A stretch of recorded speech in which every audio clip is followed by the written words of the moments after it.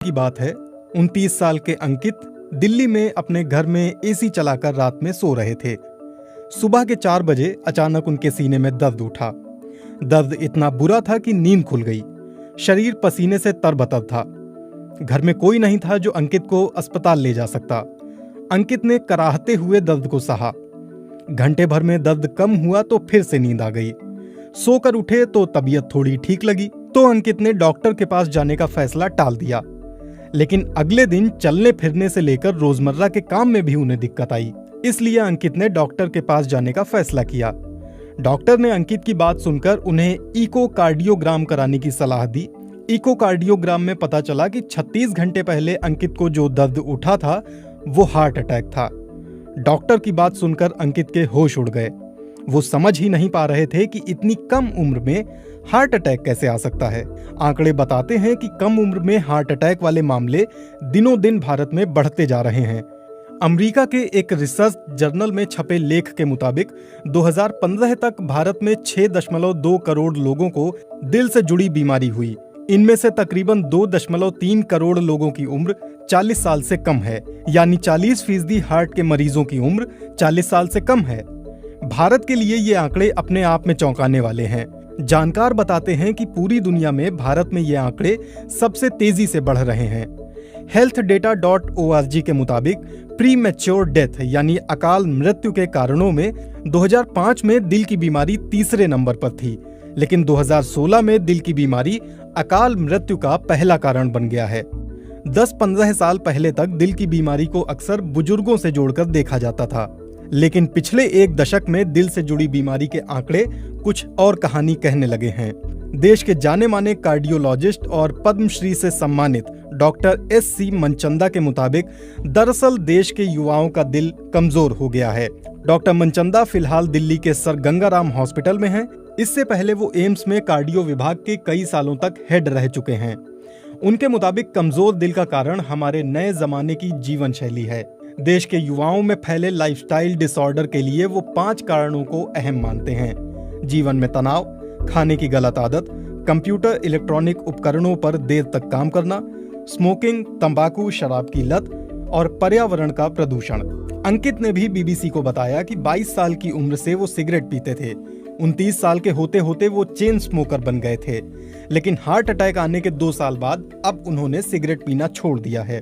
पर दिल की बीमारी के लिए उन्हें आज भी 3 दवाइयां रोज खानी पड़ती हैं। पढ़ने की उम्र में आजकल बच्चों में तनाव आम है। इतना ही नहीं, छात्रों के जीवन में खाने का गलत समय और पढ़ने के लिए इलेक्ट्रॉनिक उपकरणों का घंटों तक इस्तेमाल कोई नई बात नहीं है। डॉक्टरों की माने तो हार्ट अटैक का सबसे बड़ा लक्षण माना जाता है सीने में तेज दर्द। अक्सर किसी फिल्मी दृश्य में जब किसी को दिल का दौरा पड़ता है तो वो अपना सीना जोर से जकड़ लेता है।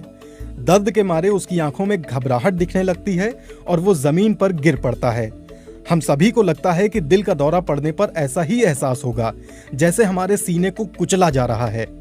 ऐसी अनुभूति होती भी है, लेकिन हमेशा नहीं। जब दिल तक खून की आपूर्ति नहीं हो पाती है तो दिल का दौरा पड़ता है। आमतौर पर हमारी धमनियों के रास्ते में किसी तरह की रुकावट आने की वजह से खून दिल तक नहीं पहुंच पाता, इसीलिए सीने में तेज दर्द होता है। लेकिन कभी कभी दिल के दौरे में दर्द नहीं होता, इसे साइलेंट हार्ट अटैक कहा जाता है। healthdata.org के मुताबिक आज भी दुनिया में अलग अलग बीमारी से होने वाली मौतों में दिल की बीमारी सबसे बड़ी वजह है। इंडियन मेडिकल एसोसिएशन के डॉक्टर के अग्रवाल के मुताबिक महिलाओं में प्री मेनोपॉज हार्ट की बीमारी नहीं होती। इसके पीछे महिलाओं में पाए जाने वाले सेक्स हार्मोन्स हैं जो उन्हें दिल की बीमारी से बचाते हैं।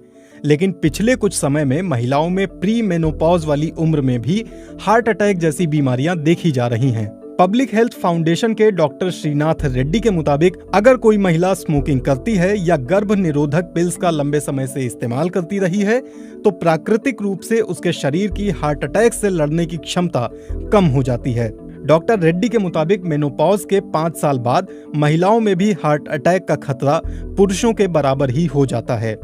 कई तरह के शोध हैं जिनमें पाया गया है कि महिलाएं अक्सर सीने में दर्द को नजरअंदाज कर देती हैं और इसलिए इलाज उनको देर से मिलता है। हार्ट अटैक से बचने के लिए क्या करें? डॉक्टर मनचंदा के मुताबिक हार्ट अटैक के खतरे से बचने के लिए युवाओं को अपनी जीवन शैली में बदलाव लाने की जरूरत है।